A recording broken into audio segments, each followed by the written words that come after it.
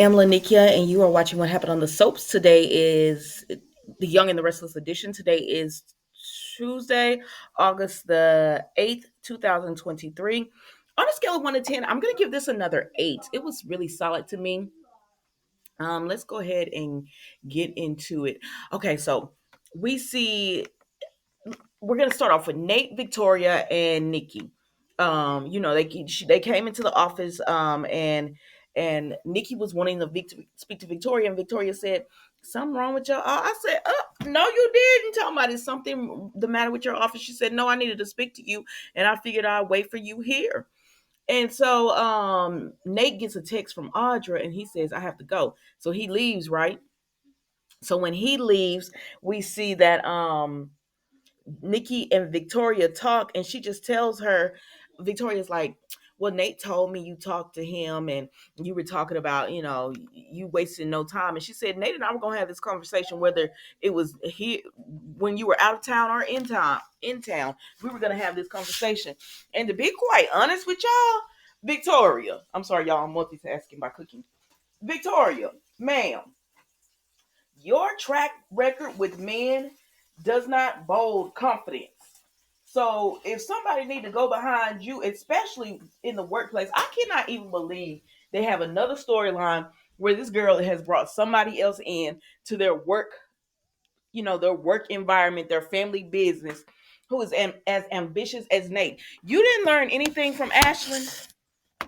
Like, you learn nothing from Ashlyn, because I see Nate as Ashlyn. I know a lot of people are, some people are just like, I like these two together, but Nate is another, she just got her another version of Ashlyn to me, someone who wants the company. And Nikki told her that. She said, "He's gunning for my job, told me he want to run this with you." And he said, "I think he just only added you to be polite, but really he wants to run Newman Enterprise by himself." And Victoria, "I have nothing to worry about." That's what you said with Ashlyn. Why y'all keep letting this girl get away with all this? But anyways, that's neither here nor there. Nikki continues to talk to her, and she said, "Well, he also told me he wasn't in love with you. So I hope to goodness that you're not in love with him." And she says, "No, she's not in love with him. They had a conversation, and she let him know that she wasn't." Now, I did like the moment of reflection with Victoria when she said, "Listen, I've given my heart and loved people that I shouldn't have." And she said, "I've hurt people, and I've been hurt. And at this point, she just feels like she doesn't know if she really wants love like that anymore. She doesn't know if she wants to fall like that anymore. But she definitely is not looking to do it right now with Nate. She's looking to keep, everything as it is. They just work together and all of that."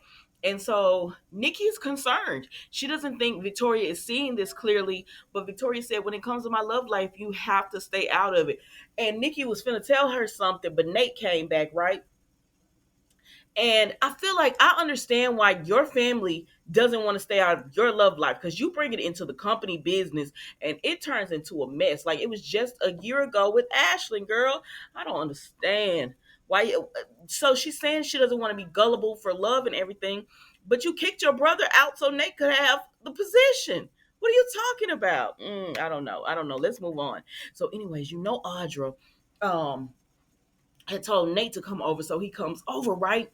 And so she telling him, "I need to be able to trust you." And he said, "Well, I don't know what you about to tell me, because that depends on if I can you can trust me or not." And she said, so she ends up telling him, because he figures it out.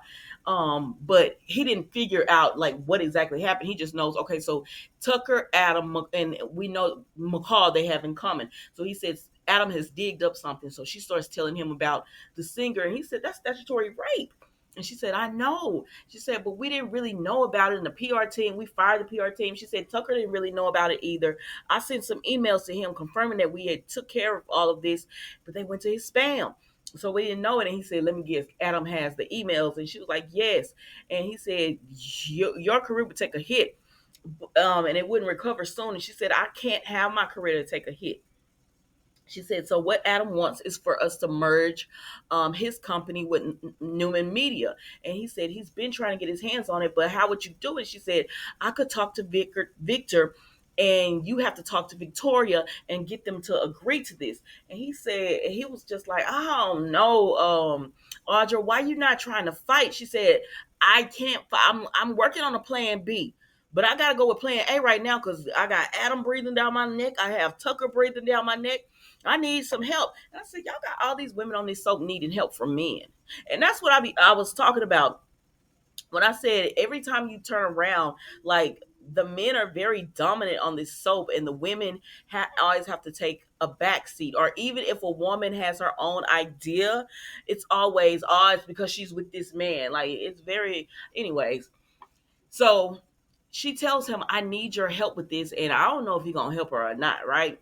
But, anyways, she goes downstairs and she sees Tucker, and he apologizes for the way he spoke to her. He just said he was frustrated, but it really is his fault because he should have been handling his company the way he was supposed to, or keeping somebody in charge that could have led it right.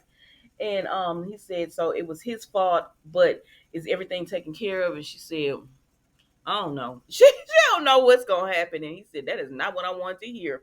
But okay, so she drinks her club soda and he keeps drinking his scotch. So when Nate goes back to Victoria, she said, you said you had something to go over with Audra. Is everything all right? And he just looks at her. So I guess we're gonna find out tomorrow if he's gonna tell her about what Adam has on them or not. I guess we'll find out. Anyways, that's it with them guys. Then we move over here to Tucker and Daniel. So before Audra came up to Tucker, we pick up where we left off yesterday, where Daniel had went up to him and told him leave Phyllis alone, and he said, yeah, me and Phyllis and I have no connection. We're not planning anything, we're not working on anything, which now they are not doing anything. He was like, there's nothing going on between us. And he was like, your mother really is trying to change. She realizes her hatred for Diane took her down a path. Why can't you see she's trying to change? And Daniel's just like, stay away from her or whatever. So Daniel ends up leaving, right? And so then we see Phyllis talks to Summer. And so she tells her, because Summer says, I want to know everything. So she tells her everything that there is to tell about what's been going on with her. And so Summer is like, oh my gosh, you go from being under Tucker to now being under Adam. And Phyllis said, no, no, no, but Adam doesn't want anything in return, and it's all going to work out. And Summer's just like, oh my gosh, Mom, you haven't changed. And I said, if anybody could say this to Phyllis, I'll accept it for Summer, because Summer lost so much because of Phyllis's hatred for Diane that, yeah, Phyllis, she needs to tell you this, because you have to be accountable for your actions. And you my girl, and I don't want you to go to prison, although I think it would be an interesting storyline. I don't want you to go to prison, but I also want you to get out. I want you, if you're going to be free, I want you to be completely free, and no one is holding anything over you or whatever, like Tucker and Jeremy were doing with Diane. But Diane had help. She had Jack and them to help her out of it. You don't have anybody.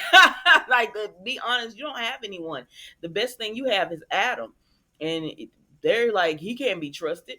But anyway, even though I like Adam, and I think a part of him would just do this for Phyllis, because he's doing it for his own interest as well. This helps him out because he soon use that information to leverage trying to get Newman Media.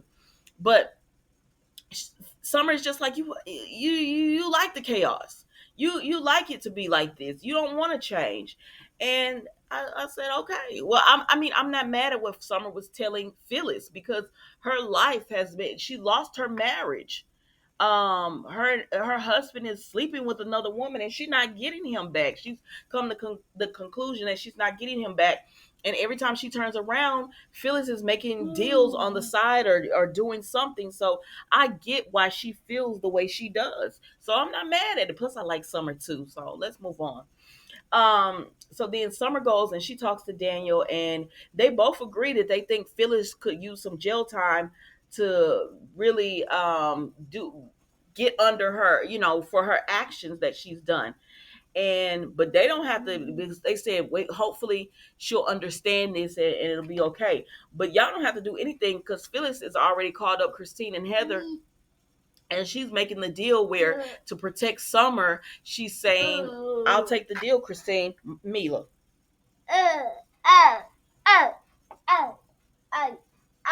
No. She's saying, "I'll take the deal, Christine, and I will go ahead and plead guilty and serve time so you won't go after Summer." Heather tried to talk her out of it and didn't want her to do it, but it is what it is. So then we moving right along, we see who is it? We see Abby and Jack. So Abby is trying to talk to Jack about her mom, and he's like, "No, it's because of Tucker, it's Tucker." And she said she's trying to tell him, "No, it's not Tucker, it's my mom. Like, Tucker loves my mom and he's just going along to make her happy, but it's really my mom, the driving force behind this, because she wants Jack to come to the wedding, but she told him, in order to keep the peace, you can't bring Diane." And he said, "That's putting me in a bad spot." And he was like, "I can't believe she's going along with this fake wedding." And I said, "Jack, didn't you marry Diane when everybody said it was fake? That her love for you isn't real? Like, why can't y'all give each other grace? Why you and Ashley, why don't y'all give each other grace and stop being in each other's business about who y'all sleeping with?" I mean, that's what this all boils down to. You shouldn't have gave Diane a position to work at the company. You should have just had her a top executive position. You just should have had her as your wife.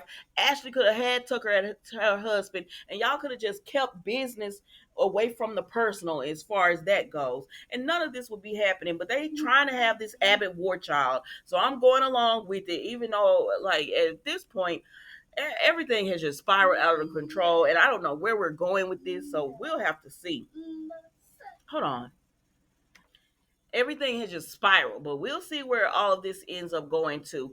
But Abby just, she couldn't finally convinces Jack to please just have a sit down meeting. "I'll be the mediator between you and my mom, and we could talk this out." And he finally agrees to it. I said, "Okay, well, we'll see where this goes."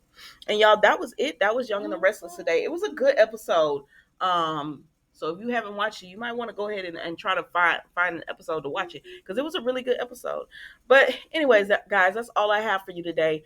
Thank you so much for watching What Happened on the Soaps Young and the Restless edition. I will see you tomorrow. Don't forget to like, comment, and subscribe to the channel. Goodbye.